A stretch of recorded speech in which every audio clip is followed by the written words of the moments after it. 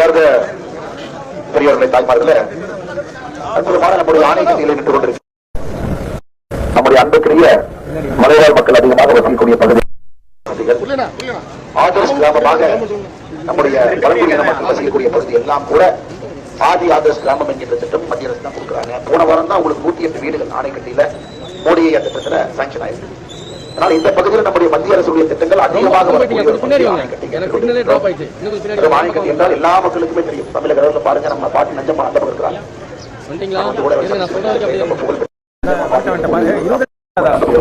தாண்டி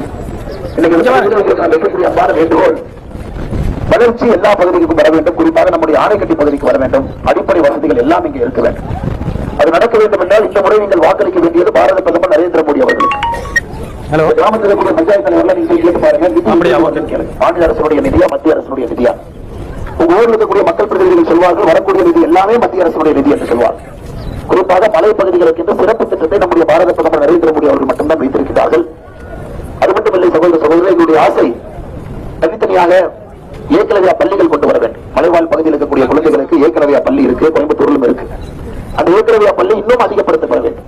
குறிப்பாக மலைவாழ் பகுதியில கல்வியினுடைய தரம் கொஞ்சம் குறைவாக இருக்கும்.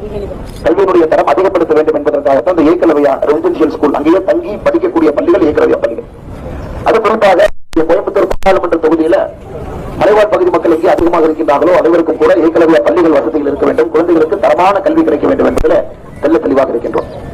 இரண்டாவது அன்பு சகோதர சகோதரிகளே, எல்லா திட்டங்களும் கூட தங்கு தடையின்றி உங்களுக்கு வரணும் இல்லையா? தங்கு தடையின்றி 3 வீடு வரணும். கிராமத்தில் குடிநீர் என்பது பைப்பு மூலமாக வந்து சேரணும். எல்லா வீடுகளுக்கும் கூட எரிவாயு சிலிண்டு வரணும். 100% மோடி ஐயாவுடைய திட்டம் உங்களுக்கு வந்து சேர வேண்டும். தங்கு தடையின்றி வர வேண்டும். அதற்கு இன்று நமக்கு தேவை பாராளுமன்ற உறுப்பினர், மோடி ஐயாவுடைய கட்சியை சார்ந்தவர், மோடி ஐயா நினைக்கக்கூடியது எல்லாம் கோயம்புத்தூரிலே செயல்படுத்தக்கூடியவர் ஒரு வேண்டும். அதனால்தான் இந்த தேசிய ஜனநாயக கூட்டணி சார்பாக, பாரதிய ஜனதா கட்சி சார்பாக உங்கள் வீட்டு பிள்ளை, உங்கள் அன்பு தம்பி அண்ணாமலை இங்கே பாராளுமன்ற வேட்பாளராக நின்று கொண்டிருக்கிறார். ஏப்ரல் 19ஆம் தேதி பாராளுமன்ற தேர்தலில் நீங்கள் எல்லாரும் தாமரை சின்னத்தில் வாக்களிக்க வேண்டும்.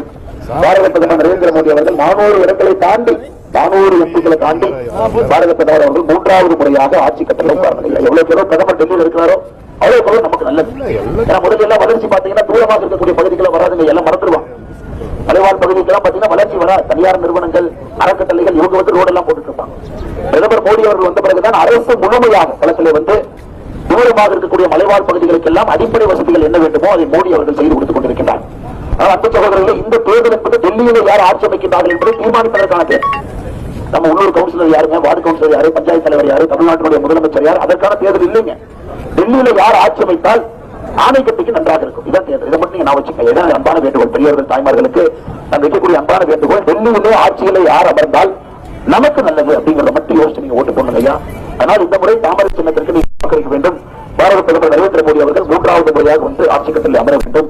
மிக முக்கியமாக 100% மத்திய அரசுடைய திட்டங்கள் இங்க வந்து சேர வேண்டும். அது மட்டும் இல்லை, இங்கிருந்து ஆரம்பிச்சீங்கன்னா இங்கிருந்து கொஞ்சம் ஆரம்பிச்சு போனீங்கன்னா 2-3 பிரச்சனைகள் உங்களுக்கு இருக்கு. குறிப்பாக இந்த செங்கல் சூளை எல்லாம் பாத்தீங்கன்னா இந்த மண் எடுப்பது அடிப்படை பிரச்சனைகள் நிறைய இருக்கு. அதற்கு தொடர்ந்து பாரதிய ஜனதா கட்சி நாங்கள் சொல்லிக் கொண்டிருக்கின்றோம். திராவிட முன்னேற்ற கழகத்தை பொறுத்தவரை குழந்தையும் கிள்ளி வச்சு தொட்டிலி ஆட்டுறாங்க. திராவிட முன்னேற்ற கழகத்தினுடைய தெய்வக்கலை என்னன்னா, ஒரு குழந்தை நல்லா தூங்கிட்டு இருக்கும், அது திமுக குழந்தை குழந்தை அலுவலகம் திரும்ப இன்னொரு திமுக வருவோம். ஏன் இந்த குழந்தை அலுவலது மோடியை கிள்ளி வச்சாரு, அதனாலதான் அந்த பாப்பா அலுவதான். இந்த பொய் பிரச்சாரத்தை உடைத்து இந்த குழந்தையை கிள்ளி வச்சு செங்கல் சூளை பிரச்சனை எல்லாம் பாத்தீங்கன்னா இவர்களே பிரச்சனையை ஆரம்பித்து விட்டு இவர்களே பள்ளி ஒருத்தர் மேல போடுறாங்க. தீர்வு வேண்டும் என்றால் நான் உங்களுக்கு உறுதியளிக்கின்றேன். சுற்றுச்சூழல் அமைச்சர் பேசி ஐயாவுக்கு தீர்வு கொண்டு வருவோம். தீர்வு வந்து மக்களுடைய வாழ்வாதாரத்தையும் பாதிக்கூடாது. இதெல்லாம் அதிகமா செம்மண் இருக்கக்கூடிய பகுதி, இங்கிருந்து கொஞ்சம் கீழே இறங்கிட்டீங்கன்னா மக்களுடைய வாழ்வாதாரத்தையும் பாதிக்கப்படக்கூடாது. அதே நேரத்தில் இயற்கையும் பாதிக்காதவாறு நம்ம ஒரு நல்ல ஒரு விஷயத்தை எடுத்து போனாங்க. ஏன்னா இயற்கை வந்து உங்களோட இருக்கிற இந்த மலை காடெல்லாம் பாருங்க, 1000 ஆண்டுகளாக உங்களுடைய முன்னோர்கள் காத்தது. அரசு வந்து இந்த மலைக்காடுகளை பாதுகாத்தாங்களோ இல்லையோ, நீங்க எல்லாம் பாதுகாத்து இந்த மலைக்காடுகளை வைத்திருக்கீங்க. அதனால உங்களுக்கு எல்லாம் ஒரு பெரிய கடமை இருக்கிறது. இந்தியாவில் பாத்தீங்கன்னா நகரத்தில் இங்கிருந்து ஆக்சிஜன் நீங்க தான் கொடுக்குறீங்க. நகரத்தில் இருக்கக்கூடிய மக்களுக்கும் ஆக்சிஜன் நீங்க தான் கொடுக்குறீங்க. ஆனால் இது போன்ற பகுதிகள் எல்லாம் பாதுகாக்கப்பட வேண்டும். இன்னும் 10 வருஷம் ஆச்சுன்னா எல்லாம் இங்க தாங்க வருவாங்க. எல்லாம் மொத்த ஊரே பாருங்க அணைக்கட்டியில தான் இருப்பாங்க. யாரும் கீழே இருக்க மாட்டாங்க. எல்லாருக்கும் இயற்கை வேணும், எல்லாருக்கும் மரம் வேண்டும், எல்லோருக்கும் காட்டு வேணும். இன்னும் 10 வருஷம் கழிச்சு இருக்கக்கூடிய ஒரு மரமே ஒரு வைரத்துக்கு சம்பந்தம்.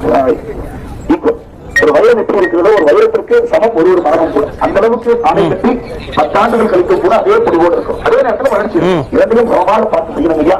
அதான் மோடி ஐயாவுடைய விருப்பம். இன்னைக்கு நம்முடைய பழங்குடியின மக்கள் நிறைய இருக்கிறாங்க.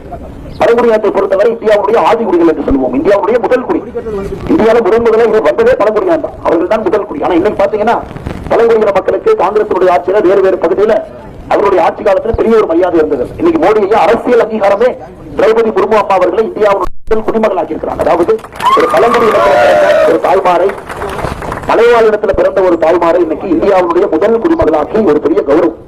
அது மட்டும் இல்ல, மோடி ஐயா தான் இன்னைக்கு ஒரு நாள் வந்து பழங்குடி இனத்திற்காக ஒரு நாள், ஜன்ஜாதி திவாஸ் அப்படின்னு ஒரு நாள் பழங்குடி இனத்திற்காக முழுவதும் கொண்டாட வேண்டும் கொண்டு வந்திருப்பது நம்முடைய பாரத பிரதமர் நரேந்திர மோடி அவர்கள் என்பதை நீங்கள் மறந்துவிடக் கூடாது. மொத்தமாக சொல்ல வேண்டும் என்றால் மோடி அவர்கள் பழங்குடியின மக்களுக்கு பாதுகாவலனாக இருக்கின்றார், மலைவாழ் மக்களுக்கு பாதுகாவலனாக மோடி அவர்கள் இருக்கின்றார். இதை தாண்டி இருக்கக்கூடிய மேன் அனிமல் கான்செப்ட் ஐயா, குறிப்பாக மிருகங்களுக்கும் நம்முடைய இடத்துக்கு வந்திருக்கு, நம்முடைய விவசாய பொருட்கள் எல்லாம் அழிச்சிருக்கு ரொம்ப நாளா நீங்க சொல்லிட்டு இருக்கீங்க. அதற்கு இங்கே அமர்ந்த ஒரு தீர்வை நாம் கண்டுபிடிப்போம். மொத்தமாக சொல்ல வேண்டும் என்றால் ஏப்ரல் 19ஆம் தேதி இதற்கெல்லாம் தீர்வு தாமரை மட்டும்தான், நம்முடைய தாமரை மட்டும்தான் இதற்கு தீர்வு. ஆனால் இருக்கக்கூடிய ஆணையத்தில் இருக்கக்கூடிய அனைத்து சகோதர சகோதரிகள் நீங்கள் எல்லோரும் இந்த முறை உங்களுடைய ஆதரவு பாரத பிரதமர் நரேந்திர மோடி அவர்களுக்கு நீங்கள் வாக்களிப்பது டெல்லியில யார் ஆட்சியில் அமர வேண்டும் என்பதை நீங்கள் மறந்துவிடக் கூடாது. இல்ல ஒரே வண்டி தாங்க டெல்லி போக, எந்த வண்டி டெல்லி போகாது, ஒரு வண்டி மட்டும்தான் மிச்சதெல்லாம் லோக்கல் வண்டி. அப்படி இங்கேயாவது சொல்லிட்டு இருப்பாங்க அவங்களுக்கு என்ன நடக்குது, உங்களுக்கு என்ன செய்யணும், என்ன திட்டங்கள் நமக்கு இருக்கு, என்ன பள்ளிக்கூடம் கொண்டு வரணும். அவங்களுக்கு ஏற்கனவே பள்ளிக்கூடம்னா என்னன்னே தெரியாதுங்க. பழங்குடியின மக்களுக்காக, மலைவாழ் மக்களுக்காக ஒரு பள்ளிக்கூடமே நம்ம நடத்துறோம், உங்களுக்கு கூப்பிட்டு தெரியாது, லோக்கல்ல ஒரு வண்டிங்க. ஆனா இன்னைக்கு டெல்லிக்கு எந்த வண்டி போகுதுன்னு பார்த்து நீங்க ஆதரவு கொடுக்கணும். டெல்லிக்கு போற ஒரே ஒரு வண்டி இந்த தேசிய ஜனநாயக கூட்டணி பாரதிய ஜனதா கட்சியினுடைய வண்டி. இதற்கு நீங்கள் தாமரை சின்னத்துல வாக்களித்து இருக்கக்கூடிய எல்லா அன்பு சொந்தங்களுக்கு, பெரியவர்களுக்கு,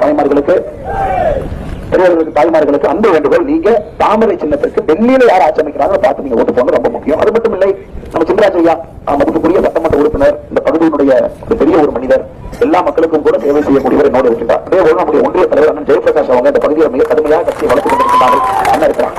அவங்களுடைய வேண்டுகோள் அண்ணா, இந்த பகுதியில் ஒரு டாஸ்மார்க் எடுங்க, ஒரு டாஸ்மார்க் பாருங்க, மக்களுக்கெல்லாம் தொந்தரவு பண்றாங்க, அல்லது கீழே போய் மக்களுக்கு எல்லாம் கஷ்டப்பட்டு சம்பாதிக்கிறாங்க 500 ரூபாய் 400 ரூபாய், ஊரெல்லாம் டாஸ்மார்க் திறந்து வச்சிடலாம், எப்படி நன்றாக இருக்க முடியும்.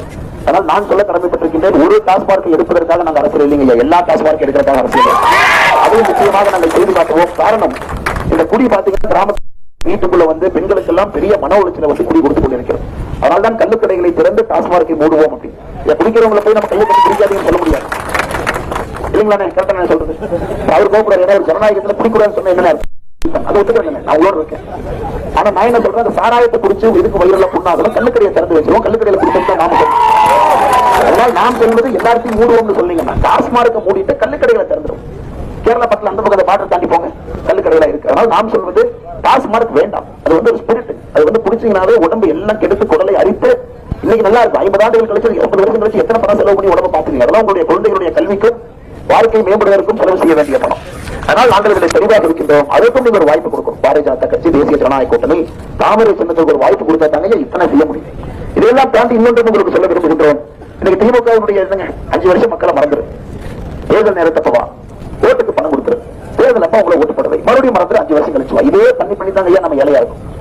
ஏன் நாம் ஏழையாக இருக்கின்றோம்? நம்முடைய பகுதியில் ஏன் முன்னேற்றம் வரவில்லை என்றால் திராவிட முன்னேற்ற கழகத்துக்காரன் நினைக்கிறான் நம்மை வெளியே பேச விடலாம் என்று நினைக்கிறான். நமக்கு வெளியே இருக்குல்ல, வேலை பேச முடியுங்களா? நம்மளே ஆடு மாடு போன்ற ஒரு மனிதரை வெளியே பேச முடியுமா?